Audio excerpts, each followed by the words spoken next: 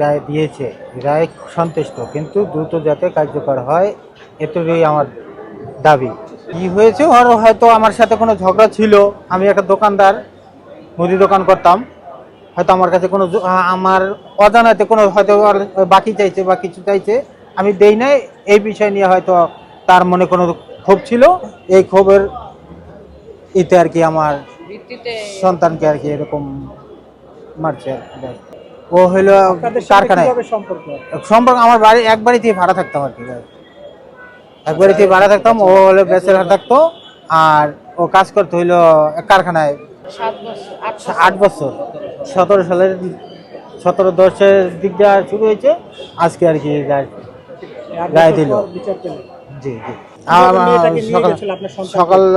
সকালবেলা আমার মেয়ে বাথরুমে যাচ্ছিল ওর গেটের সামনে দিয়া, আর তাই বাথরুমেও গেছে, বাথরুমে তো আসার টাইমে আবার রুমে আসার টাইমে আবার ওর গেটের সামনে দিয়ে আসতে হয়, তখন আর কি ওকে ঘরের ভিতরে নিয়ে গেছে আর কি, জোর করে নিয়ে। তারপরে আপনার গলার ভিতরে গামছা পেঁচাইছে, মুখের ভিতরে আপনার গেঞ্জি ঢুকাইছে, হাত বাঁধছে, পাও বাঁধছে। যাকে মেয়েকে পেয়েছি, ওই আবার ফোন দিছে, ফোন দিয়ে আর কি আমার কাছে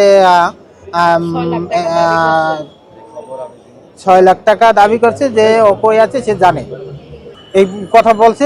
পরে আমরা তো আর প্রথম ফার্স্ট দিনে পরে জাস্ট ওর মা ওর বাপের কাছে আবার ও ফোন দিয়ে বলছে, তোর বাপেও আর আমাকে কাছে সরাসরি প্রকাশ হয় নাই, ওর বাপে আর এক বন্ধুরে বলে গেছে যে জাকিবের বাচ্চারে তা আমার ছেলে এরকম করছে, ঘরের ভিতরে আটকায় দিয়ে গেছে, যাতে জাকির ভাই আর খোঁজাখুঁজি না করে, আপনি যেমনি পারেন সরাসরি বললেন না, যেভাবে পারেন একটু সহযোগিতা করেন, এরকম হ্যাঁ বন্ধু বলছে। কিন্তু আমার ফোন যেটার থেকে আসছিল, পুলিশ আমার সাথে সেই জায়গায় রওনা হয়েছে, আর এদিকে যে জায়গা থেকে আমার ও ফোনে টাকার বিষয় বা খবর জানে এরকম বিষয় কইছিল, সেই জায়গায় আমি যাচ্ছিলাম আর কি পুলিশের সাথে নিয়ে। তখন বাসা থেকে আবার ফোন আসছে আর কি, যে এরকম রফিকুলের ঘরে আপনার মেয়ের পাওয়া গেছে, আপনারা ওইদিকে যাইতে পারেন, আগে এদিকে আসেন, পরে রফিকুলের আটকান। রফিকুলের বাপি তার বন্ধুরে বলছে যাতে ছানছেটের উপরে রেখে দিয়েছিল, কম্পল টম্পল ঘরের ভিতরে কানিজ যেটার বলে হাঁডি পাতিল রাখে, ওটার উপরেই। তো দীর্ঘ এই 7 বছর এই মামলাটির বিচার কার্যক্রম চলে, তদন্ত থেকে শুরু করে। তো আজকে বিজ্ঞ আদালত তার জাজমেন্টে আসামিকে সর্বোচ্চ শাস্তি মৃত্যুদণ্ড প্রদান করেছে, এবং তাকে 50,000 টাকা জরিমানা করেছে, এবং অনাদে আরও 6 মাসের বিনাশ্রম কারাদণ্ড দিয়েছে। এবং আদালত তার রায়ের অবজারভেশনে বলেছে যে এটা একটা পৈশাচিক এবং বর্বরচরিত নির্মম হত্যাকাণ্ড, এবং এই জন্যই এই আসামিকে একটা দৃষ্টান্তমূলকভাবে সমাজে একটা মেসেজ দেওয়ার জন্য যা এই শাস্তিটি প্রদান করেছে, এবং বলেছে যে এই ধরনের পৈশাচিক হত্যাকাণ্ড যারা ঘটায় তাদের আসলে পৃথিবীতে বেঁচে থাকার কোনো অধিকার নেই, এবং এটা সমাজের জন্য একটা মেসেজ যাবে যে আসলে কেউ এই ধরনের অপরাধ করলে তারা অবশ্যই বিচারের আওতায় আসবে এবং পার পাবে না। রায়ের জন্য ছিল, বিজ্ঞ আদালত রায়ের জন্য রাখছিল এই আসামি মোহাম্মদ রফিকুল ইসলামকে 9-2 ধারায় দোষী সাব্যস্ত করে। এই আসামিটাকে সে দর্শন করার পরে হত্যা করে, দর্শন করে হত্যা করে, এই অপরাধে দোষী সাব্যস্ত করে আসামিকে যাবজ্জীবন মৃত্যুদণ্ডে দণ্ডিত করে, এবং 50,000 টাকা অর্থদণ্ড, অনাদায়ে আরও 6 মাসের বিনাশ্রম কারাদণ্ডে দণ্ডিত করে।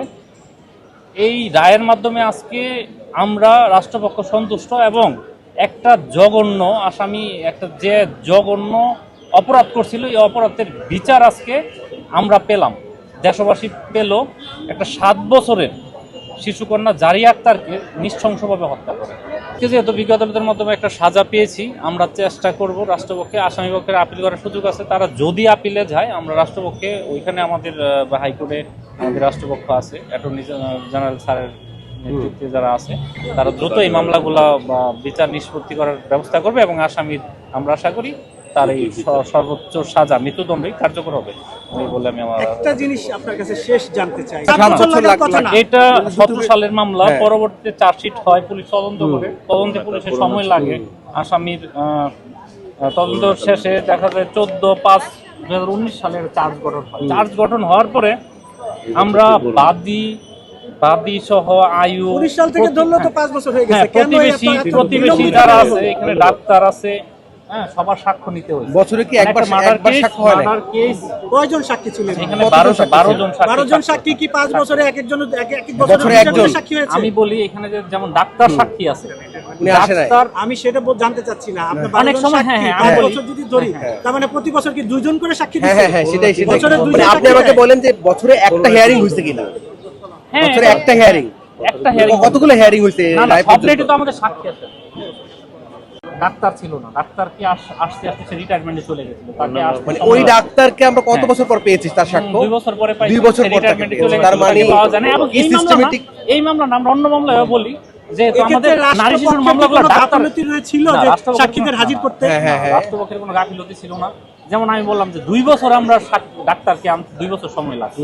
কোন মামলায় আমাদের গতকালকে একটা রায় হয়েছে, এই মামলায় আমরা 24টা সমন পাঠানো হয়েছে ডাক্তারের প্রতি, সে আসে নাই। এইসব- পরবর্তী এইটা তাকে message টা ওয়ারেন্ট একটু তাকে clear করেন যে তাকে ওয়ারেন্ট দিয়া ধর্ষণ মামলার থানায় ক্ষেত্রে- ওয়ারেন্ট লানেট, পাঠানো লানেট। হয়েছে। হ্যাঁ। এই মেসেজটা একটু ক্লিয়ার করেন, আমি বলি দেখেন ঠিক আছে কিনা। কেউ ঢাকার বাইরে চলে যায়, আসতে আমরা পাই না। হ্যাঁ, এসব কারণে আমাদের সময়, যেমন একজন আমাদের ম্যাজিস্ট্রেট সাহেব, উনি আইসা আমাদের এক মামলায় সাক্ষী দিয়ে গেছে, উনি মিশনে চলে গেছেন, তো ওইখান থেকে আইসা সে সাক্ষী দিয়ে গেছে।